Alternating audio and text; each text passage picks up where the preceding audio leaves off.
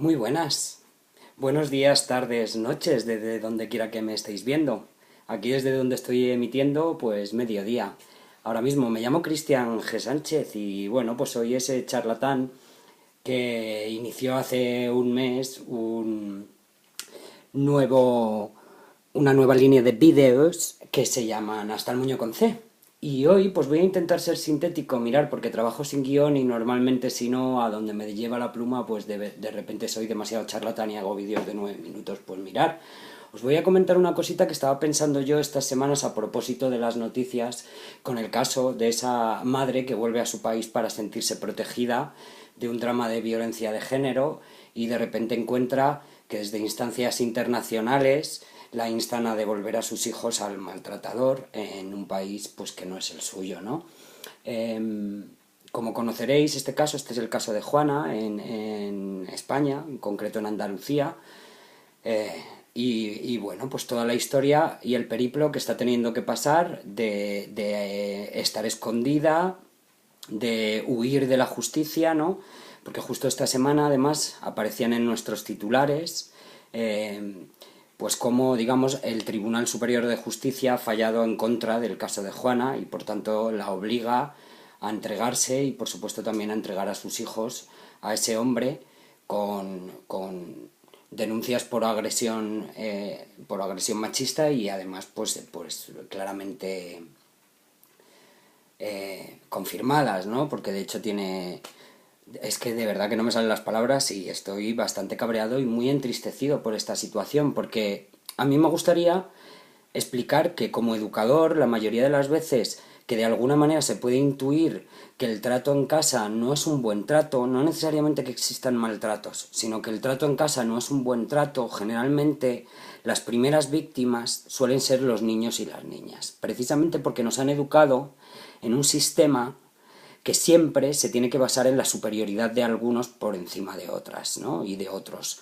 Entonces, ¿qué es lo que sucede? Que en ese esquema nuestros niños y nuestras niñas, por ser consideradas personas aún en proceso, por ser considerados inmaduros e inmaduras, y por considerar que otras personas tienen sobre ellos la autoridad a decidir qué es lo mejor para sus vidas, normalmente en cualquier sociedad, incluso en las más civilizadas, el colectivo de niños y niñas es de esos colectivos sociales que sufren de forma más violenta cualquier tipo de violencia en el contexto del hogar. Pero no solamente eso, es que si tu padre o tu madre o tus padres o tus madres, de alguna manera tu familia, por ejemplo, pasan por necesidades o por apuros económicos o laborales, probablemente la dificultad que eso les está generando a ellos como adultos de alguna manera va a repercutir también en los niños y en las niñas. Desde mi punto de vista como educador, la violencia contra los niños y las niñas tendríamos que analizarla en el mismo plano en el que podríamos analizar la violencia de género, por ejemplo, en España hace 50 años, donde eran temas que se resolvían en casa y donde parecía que un marido le soltara una galleta a su mujer para llevarla por el buen camino era algo que se podía tolerar. A día de hoy, en el siglo XXI, aún muchos niños y muchas niñas, muchos adolescentes y muchos padres y muchas madres justifican que para con sus hijos una torta a tiempo es una batalla ganada. Entonces, en ese sentido, ¿cómo se puede entender y cómo se puede justificar que un padre que ha agredido a una madre de alguna manera va a ejercer buen trato con sus hijos? Si al final siempre los hijos están a la cola de las repercusiones de lo que sucede en la familia. Por tanto, no hace demasiado que empezamos a entender que los niños y las niñas de familias donde ha habido maltrato y sobre todo donde ha habido violencia de género son los principales afectados.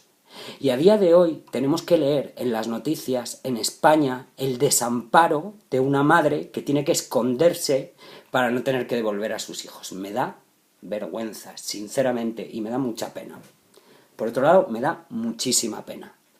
¿Sabéis por qué? Porque al final he tenido que escuchar, por ejemplo, a tertulianos y tertulianas en televisión defender de alguna manera el derecho de un hombre que evidentemente como educador y como progenitor va a dejar muchísimo que desear por encima del derecho de una mujer a de alguna manera hacer lo que considera justo y prioritario, que es defender la integridad y el derecho a la seguridad de sus hijos.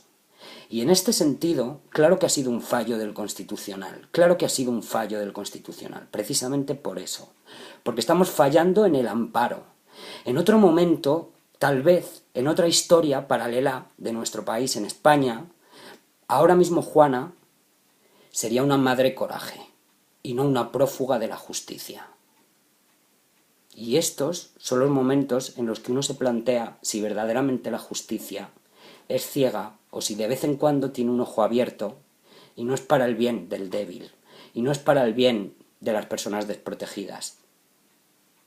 Es para seguir, de alguna manera, perpetuando este terror, porque nos falta conciencia, porque todavía creemos que es un tema de debate.